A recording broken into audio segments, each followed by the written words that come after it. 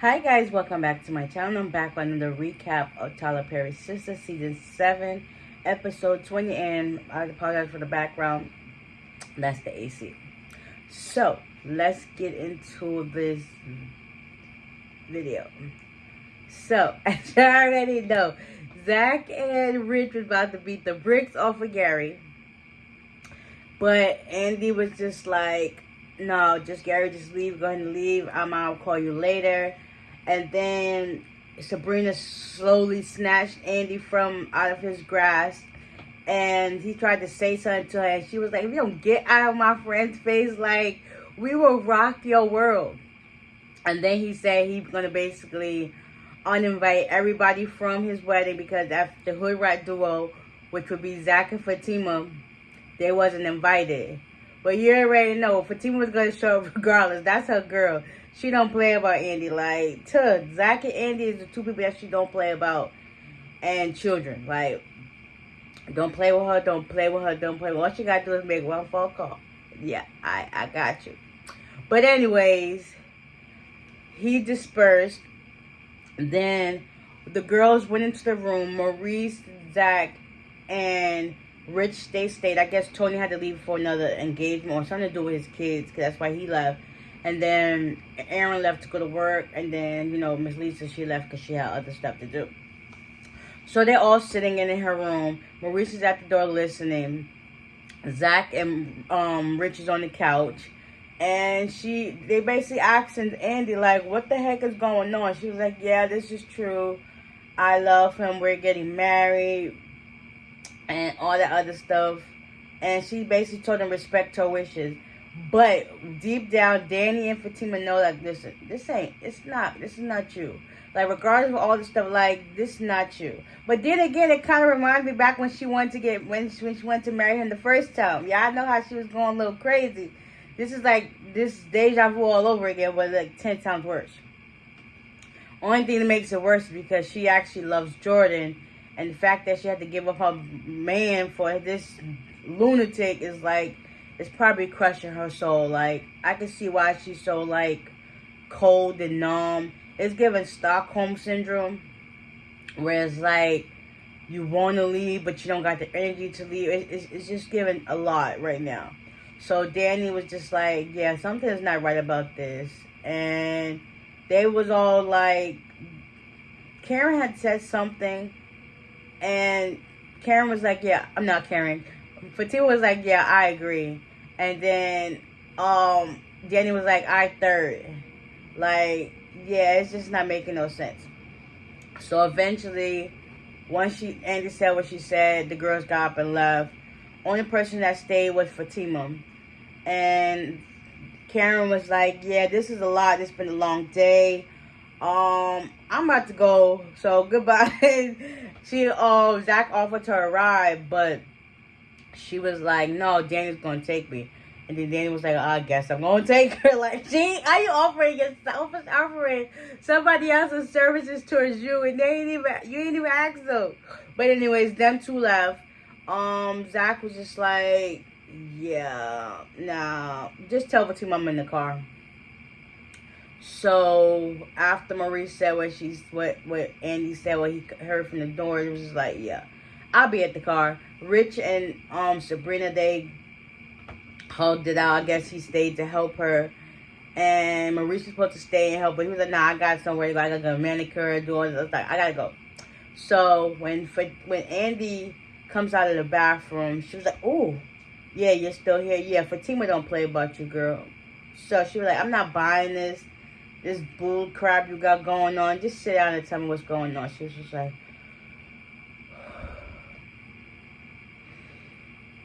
she had to just take a deep breath and just like, yeah, basically Gary gave me an ultimatum. He basically threatened me to leave Jordan alone, break up with him, or he's gonna make his life a living hell. And all Andy can do is just cry. And Fatima was like, it's gonna be okay. Like, that right there, my heart hurt it for her. But at the same time, Andy, where's your backbone? It's giving like poor lost girl who can't help herself or don't have any survival instincts. Like, it clicks in, okay, this is not safe, this is not the right way to go. Like, where's your tactics at to get you out of this situation? You just giving like a lost soul. Like, you basically sold your soul to the devil, and it's just like no coming back.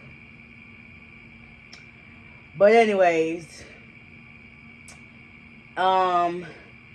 later on, that after everybody leaves or whatever, Rich decides to go over to Jordan's house, talks to him, and basically tells him everything that happened that with Andy.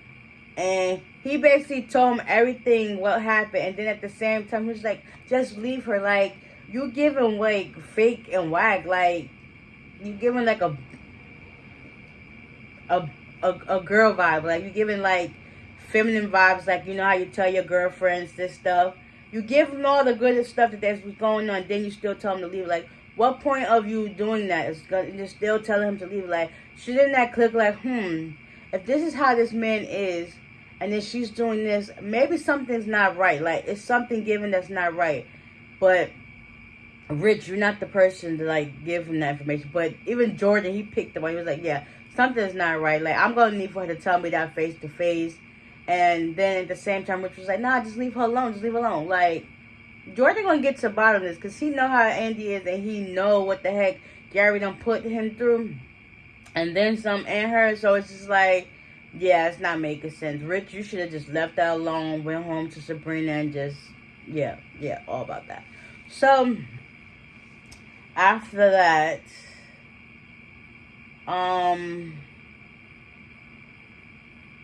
yeah, just Jordan makes it his attempt to go talk to Andy. Later on, Zach gets home, and Miss Rose, she was like, she gave him, he ate all his food, and she gave him a bath.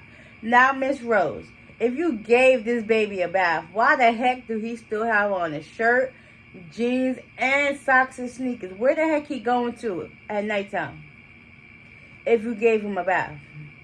Make that make sense. Wouldn't he just have on some pajamas and some socks, or even some slippers? But he got on some sneakers, socks, jeans, and a shirt. Where the heck he going to sleep at?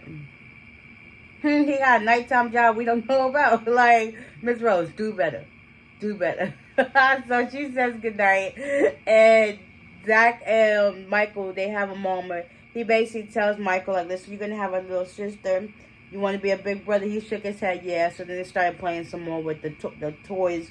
He was like, Michael was like the dinosaur, and then Zach was the Godzilla. So they both played fight. He was like, yeah, you want another sister, want another brother? It was just like, yeah. So I guess they just played their night away. But I'm just like, yeah.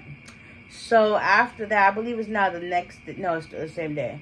Sabrina finally gets home. Rich comes over, and she was like, I'm going to tell you about my tell you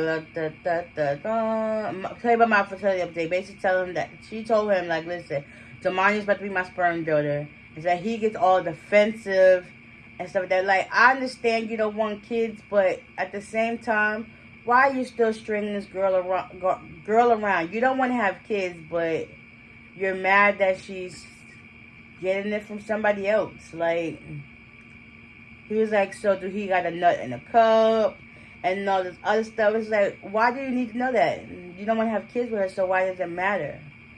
You want to just keep having your cake and eating it too. Like, eventually, I know them feelings ain't going nowhere. Like, you feel like she's going to trap you. Like, just get it out your head, bro. You know you want to have kids with her too, because the fact that you still stayed even after she told you she's going through with this fertility treatment, that says a lot. That definitely says a lot. But at the same time, we understand you don't want kids. You keep voicing that loud and clear, and she hears it loud and clear. So he got defensive about that, and that just kills the mood between them two. So Danny's home or whatever. She done washed or whatever. She's on her phone, just chilling. Tony ended up coming in, talking on the phone. He was like, he got to go take a shower, and she was smelling. He's like, yeah, you stink. So while he's in the shower, his phone kept going off, like, I mean, she didn't really go through his phone. She just looked. It was like, oh. Okay, so by the time she looked at it and put it back, he comes out the shower. She was just like, while you was in there, your phone kept going off. Like, remember when I told you, like, she was, trying to find her way to get to you? Why was she, like, sending you these pictures? All he could think of was, why was you going through my stuff? Why was you going through my phone? She didn't even go through the phone. It just popped up on the screen. So, what the heck? She didn't go through it. It was sitting out, and that's it. She didn't go through nothing. And all he could say was, why are you going through my stuff? And he was like, why do you feel the need that she should send you these type of pictures? Like, he was like, well, I told her numerous times I'm not messing with her. I'm rocking with you. And all he could say was, secondly, why are you going through my phone? So he got an attitude and was like, listen, I guess I'll just leave. And she was like, you leaving instead of just having the conversation. Like, why all this? She just felt so defensive about it. And was like, she was like, he was like, where you going? He said, I'm leaving. And that's my robe. So basically, he took the robe off and left. And she was like, after he left, like, you rather leave naked than have a discussion. And it was just like, yeah, something's off with him. And it's like he wants the best of both worlds. He wants his family and her, and also he wants Danny on the side. That's just what it's given. That's exactly what it's given. So it's now the next day. Andy was ready to go to work. Gary's there. He was just like, you want to leave, right? Drop them panties. She was like trying to make him excuse, like, I'm on my period. Basically, he's a nasty individual. He don't care if she's on her period. If she probably got her stomach messed up with diarrhea or whatever the case would be, like, he's nasty. He just said, drop them drawers. Like, I don't care what you got going on. I want to smell you throughout the day. So, this dude's nasty. So anyway, she dropped the drawers and she leaves him, throws it at him, and goes to work. She hurries to rush to the office and gets to her door. Closes the door behind her and just takes a breather. Next thing you know, Fatima comes in and she talks to her. And she was just like, yeah, go ahead, do about your day, and I'll talk to you later. So at this point, Hayden is in his office. Miss Marie comes in. She basically got him by the balls and starts feeling him and touching him. Tamara comes in. The receptionist says she'll be back in 5 minutes. She goes into the office and she sees Miss Marie rubbing him down in between his legs. And she was like, you raggedy old bee. Your nasty bee was in my mouth. Now it makes sense. And then next you know, all this commotion. Tamara storms out the office. Hayden goes right behind her. And then they're like, what the heck was all that about? Then next you know, Miss Marie was like, I don't even know. I wonder if Fatima, they're like, yeah, it was her. She the reason behind it all. She was like, this, I don't know time for this. And then she goes on, about her day. But then also, and she was like, Andy, you look like you're weary. She was like, yeah, it's been a long night and stuff like that. So, yeah, eventually they left and went on about their day. So now it's the next day. Andy's at work and she's talking, whatever. Next, you know, Jordan pulls up and was just like, so, you and Gary's getting married. You left me to marry Gary. And, yeah, this was this episode in a nutshell. Hopefully, I didn't leave nothing out. I don't think so. Oh, I did. Karen is at the office, and she's going through her bank statements and like that. She calls Pam into the office and basically tells Pam, like, listen, last year, you ran up the company's card, and I'm going to need you to pay this back. She was like, listen, roots to riches, I don't want to hear nothing about that. She was like, listen, in the next 8 months, I will get my money and I will pay back your dad on credit card. And then she left out the office. I was just like, dang, that's crazy. A year later, that charges is still not done because it's like the balance is still there. So, that's crazy. So they didn't tell me that shop been open for like a couple of months now, and you just not noticing the payments wasn't going through. Like somebody at that part is not doing their job. Like what the heck? So yeah, this was this episode in a nutshell. Like I hopefully didn't miss nothing, but yeah, I can't wait for next week. It's about to go down. So with that being said, I will see y'all in the next one. Bye.